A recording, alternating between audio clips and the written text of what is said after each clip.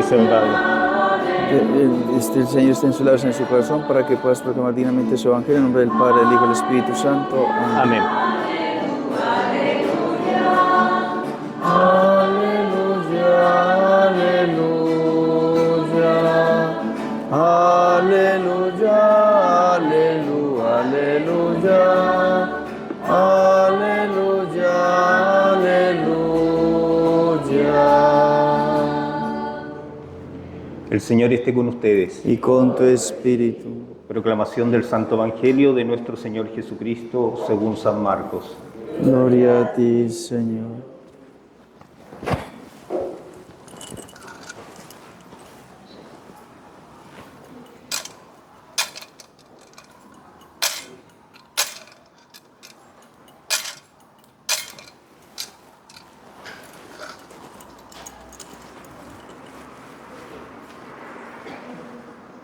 En aquel tiempo, dejando Jesús el territorio de Tiro, pasó por Sidón, camino del mar de Galilea, atravesando la Decápolis, y le presentaron un sordo que además apenas podía hablar, y le piden que le imponga la mano.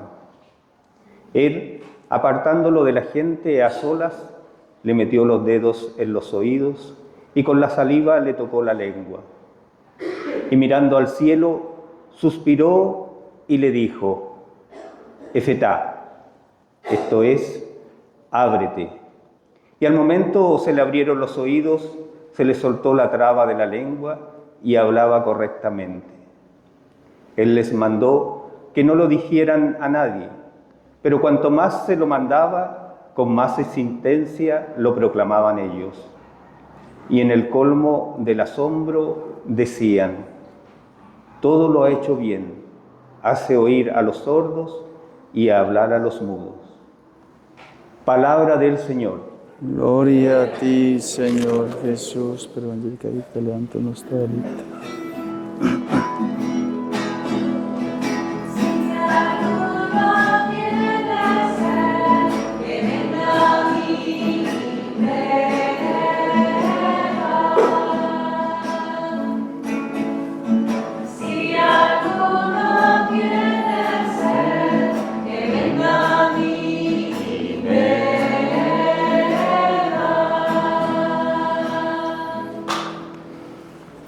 Ave María Purísima.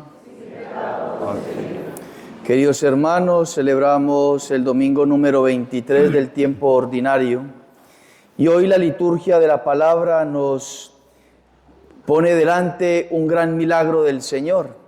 El Señor sana, cura a un sordomudo, a una persona que no puede oír y como consecuencia de no poder oír, pues no puede hablar. El Señor hace el milagro porque hay unas personas que tienen celo apostólico, se interesaron por otro, por la necesidad del otro, y entonces lo llevan a donde Jesús para que el Señor lo cure, para que el Señor lo sane. El milagro histórico es que el Señor toma su saliva como sacramental, como medio de sanación. No simplemente el Señor con su palabra lo sana, sino que el Señor se toma la tarea de tocar a la persona y no solamente tocarlo con sus manos, sino de untarle su saliva también como medio de su humanidad para obrar el milagro en aquella persona que lo necesitaba. Le toca con su saliva en sus oídos y en su lengua y la persona queda sana completamente. Es el milagro histórico, es decir, un acontecimiento real. No es una historia, como dicen algunos, que se inventaron los apóstoles para llamar la atención de las personas, para atraer a las personas. No, es un milagro verdadero, un acontecimiento real que el Señor haya curado a esta persona. ¿Dónde realizó el Señor este milagro? No en Palestina, no en aquellas personas en que lo seguían, no alrededor de aquellos que eran sus compatriotas, los judíos, sino que eran tierras aledañas a la Palestina, en tierras de los paganos, en tierras donde no creían en el Dios de Israel. Entonces, el Señor realiza este milagro allí y las personas quedan conmovidas. Dice el evangelista que era el colmo de la admiración. Es decir, estaban tan sorprendidos que era el colmo de la admiración. Estaban salidos de sí al ver obrar tal portento, tal milagro. Y no era el único que el Señor había realizado. Ya había realizado otros milagros en estas regiones. Pero las personas quedaron extasiadas al ver el poder del Señor curar a esta persona. Pero este acontecimiento histórico, este acontecimiento verdadero que sucedió, pues el Señor como tal, la iglesia le saca un sentido espiritual, porque hay detrás de un milagro hay algo espiritual que el Señor quiere enseñar. Detrás de un milagro hay siempre una enseñanza, una doctrina que el Señor quiere manifestar. Y en este milagro que la iglesia nos presenta en este pasaje de San Marcos, en el capítulo número 7, la iglesia en su tradición también nos manifiesta que todo ser humano tiene que ser sanado por el Señor, tiene que ser untado de su saliva para poderse abrir a su palabra, para poderse abrir a la proclamación de su evangelio. ¿Por qué nosotros no escuchamos verdaderamente las Sagradas Escrituras en el sentido que deberíamos de escucharlas? Porque falta pedirle al Señor que nos abra el oído. ¿Por qué somos tan tímidos y, perdónenme la expresión, a veces cobardes en proclamar el Evangelio? Porque falta la oración y pedirle al Señor, danos la gracia de poder hablar de ti. Y por eso la iglesia desde sus inicios vio en su sabiduría, inspirada por el Señor, por el Espíritu Santo, que era necesario introducir este rito que el Señor hizo en el bautismo. ¿Ustedes han estado en un bautismo en que se haga esto? No. Levante la mano. Ninguno. Bueno, si vienen a los bautismos aquí hacemos el rito. Y el rito es que después de bautizar al niño, a la niña, como tal, se le unge como tal los oídos, se le bendice los oídos y se le pronuncia esa palabra, efetá o efatá, ábrete. Y entonces la oración dice, ábrense para la palabra de Dios, para escuchar la palabra de Dios, pidiéndole al Señor, sana estos oídos para que te puedan escuchar. A la medida que vaya creciendo, te puedan escuchar.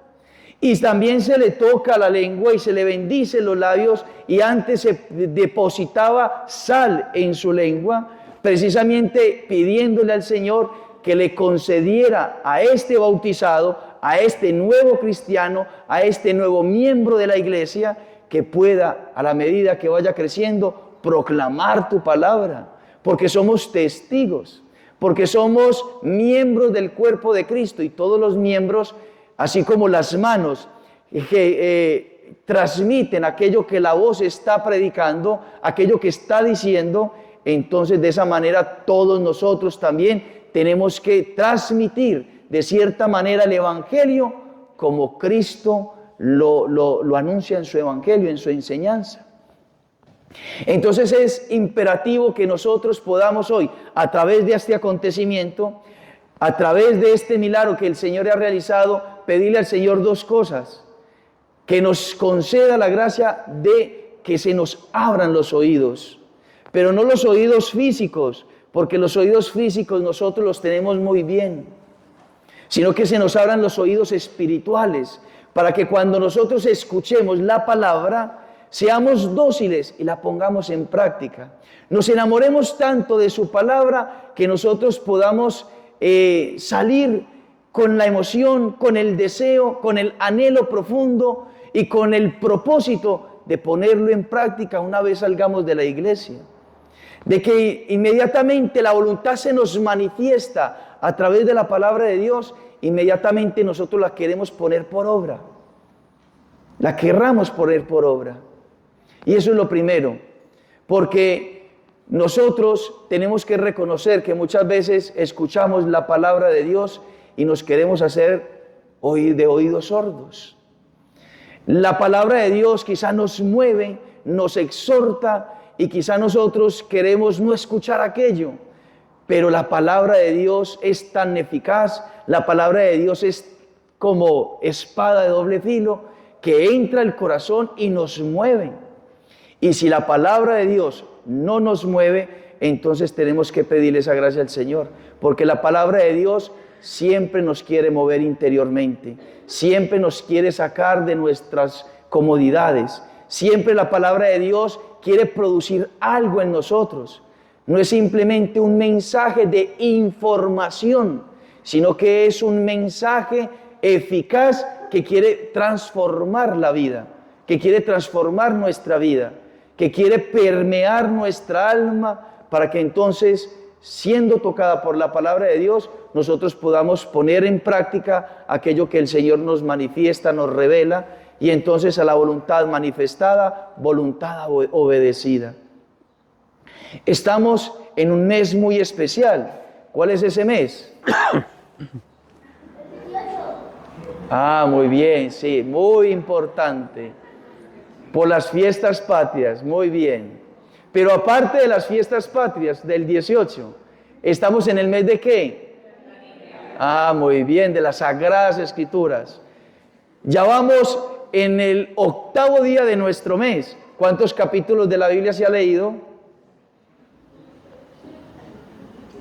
¿Cuántos capítulos de las Sagradas Escrituras nos hemos leído ya? 8, 1 por día, ¿o no? A ver.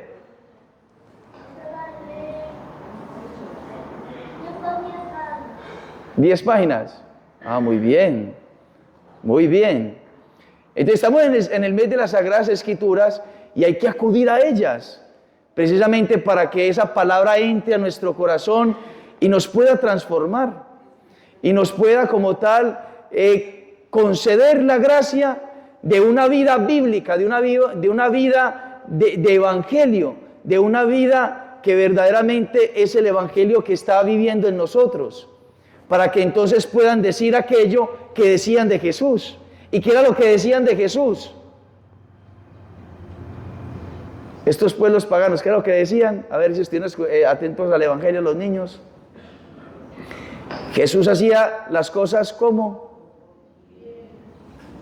Jesús hacía todas las cosas bien. Todo lo hacía bien. Y nosotros podemos hacerlo todo bien si nosotros tenemos la palabra de Dios en nuestra mente y en nuestro corazón.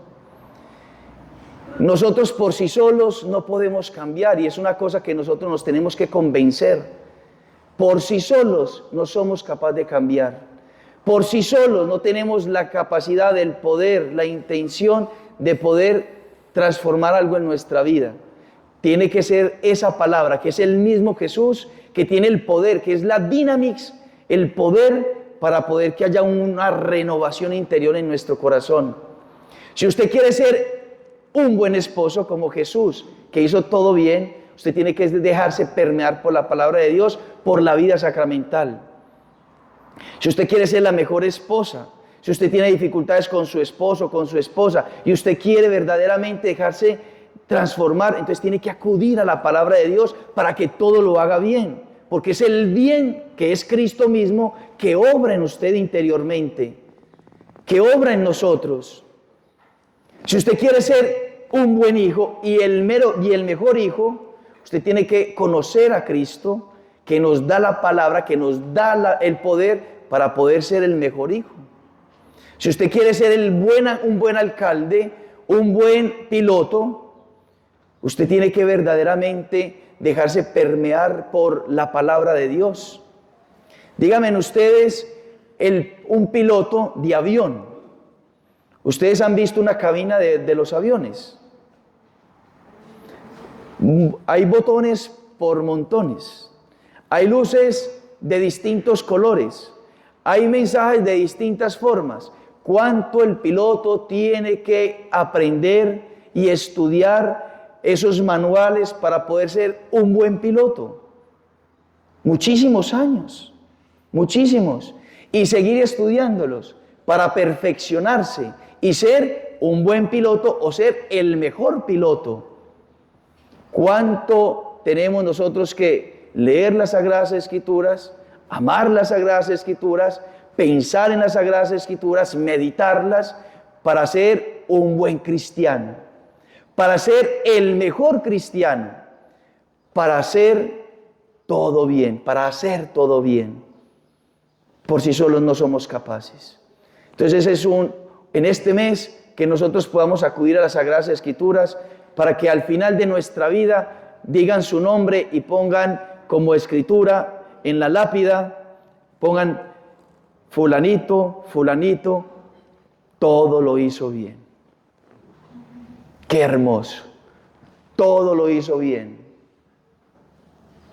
¿Será que eso pueden decir de nosotros ahora? No me respondan. Todo lo hizo bien hoy. ¿Usted todo lo hizo bien hoy? ¿Lo ha hecho bien hoy? ¿Ya se propuso hacerlo bien hoy? Con todo su corazón y con todas sus fuerzas. Propóngaselo, pero pídale la gracia al Señor porque usted solo no puede. Sin mí nada podéis hacer. Y como todo lo hizo bien Jesús, vamos a la segunda parte de la homilía. Todo lo hizo bien Jesús y tenemos que hablar hoy de Nuestra Señora, porque sí que le quedó bien la mamá a Jesús. Sí que le quedó bien hecha. Sí que el Señor se pasó como dicen los chilenos, en crear a la Virgen María. Todo lo hizo bien en ella. Todo lo hizo perfecto en ella. Todo fue sobreabundante en ella. Hoy, 8 de septiembre, celebramos el nacimiento de nuestra Madre. Hoy ella cumple un aniversario, un año más de vida. Hoy celebramos su natividad, el gran regalo que le concedió Dios Padre, Dios Hijo y Dios Espíritu Santo a esta humanidad. Y nosotros celebramos el nacimiento de Nuestra Señora 9 meses después de que fue concebida, el 8 de diciembre. Fue concebida, celebramos la Inmaculada Concepción. 9 meses después celebramos precisamente que ella ha nacido y ese portento de la gracia, de que ella es sobreabundantemente llenada de la gracia divina. Dios hizo un milagro portentoso que sorprendió incluso a los ángeles, porque cuando los ángeles vieron nacer a esa niña, a esa bebé, vieron que en su corazón había algo distinto a todos los seres humanos. Desde Adán y Eva, que cayeron en desgracia ante Dios, sus almas quedaron ennegrecidas, quedaron en tinieblas. Todos los hombres, todos los seres humanos que nacieron de Adán y Eva, todos venimos de ahí, hasta el momento en que nace Nuestra Señora, todos y cada uno de ellos nacieron en tinieblas y los ángeles podían ver esas almas que nacieron en tinieblas. Pero gran sorpresa para los ángeles cuando ven el alma de Nuestra Señora, cuando ven nacer a Nuestra Señora del seno de Santa Ana y la ven esplendorosa, cándida, más luminosa que cualquier sol de la galaxia. Y entonces se preguntan a sí mismos, como dice la tradición de la iglesia, ¿Quis is ista? ¿Quién es esta que tiene tanto amor en su corazón?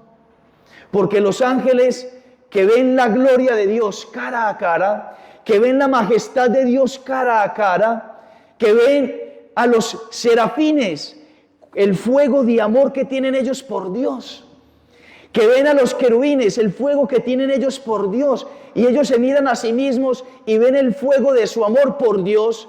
Cuando ven y contemplan a una niña pequeñita, a una bebé que nace, ven, ¿quién es esta que nos supera en amor? Es inferior en naturaleza porque es una humana, un ser humano, pero ¿quién es esta que tiene más amor que todos nosotros juntos? Porque la gracia que Dios puso en el corazón de la Virgen María es más grande que toda la gracia de todos los ángeles y de todos los santos juntos. Y entonces ellos se admiraron, se sorprendieron, de tal manera que ellos decían para sí mismos: contemplar a la Virgen María es como contemplar a Dios. No porque la Virgen María sea Dios en sí misma, sino porque toda ella es Dios, es de Dios, está Dios en ella. Dios habita plenamente en Nuestra Señora. Y la gracia es que cuando ella empieza a hacer actos de amor, cuando ella empieza a ejercer conscientemente actos de amor, con su voluntad, con su libertad, y hacer actos de amor, los ángeles se admiran al ver que hay un ser humano que por fin ama a Dios como lo merece. Se ama a Dios como se merece. Ningún ser humano había podido amar a Dios. Y ver en la Virgen María que no solamente ama a Dios con pureza, con sinceridad y sin ninguna intención, sino por puro agradecimiento. Por puro agradecimiento los ángeles se admiraron. Y se admiraron porque cada vez que ella hacía un acto de amor, crecía en más amor y crecía en más gracia. Y por eso hoy nosotros tenemos que glorificar a Dios, alabar a Dios, darle gracias a Dios por concedernos a una madre como ella, por concedernos a la Virgen María, porque si nosotros no somos capaces de amar a Dios como Él se lo merece, pues ella sí lo puede hacer. Y lo ha hecho durante tanto tiempo, amar a Dios como se lo merece. Y lo único que he buscado es que amemos a Dios, que amemos a Dios. Cuando nosotros nos miramos a sí mismos, nosotros vemos nuestras limitaciones y vemos que no somos capaces de amar a Dios como se lo merece Dios. Y por eso San Francisco de Asís lloraba diciendo: el amor no es amado, el amor no es amado, el amor no es amado. Y no lo decía tanto por otras personas, sino por él mismo, porque él, siendo lo santo que era, veía sus límites. No podía amar a Dios en el grado en que Dios se lo merece, porque Dios es infinitamente bondadoso, de tal manera que es digno de ser amado, es digno de ser amado infinitamente. ¿Y quién lo puede amar infinitamente si nosotros somos limitados? Y por eso Dios puso una manantial, una fuente infinita en el corazón de la Virgen María, para que el ser humano amara a Dios como se lo merece. Y de esa fuente inagotable es de donde va a nacer nuestro Salvador, donde va a nacer nuestro Redentor. Entonces hoy tenemos que acudir a nuestra Madre, la Virgen María, como niños pequeños. El reino de los cielos es de aquellos que se hacen como niños. El reino de los cielos es de los pequeños. Y nosotros tenemos que hacernos pequeños y reconocer nuestra incapacidad para amarle a Dios. Porque San Bernardo decía: felices los que aman a Dios, felices los que aman a Dios. Y entre más amen a Dios, más felices serán.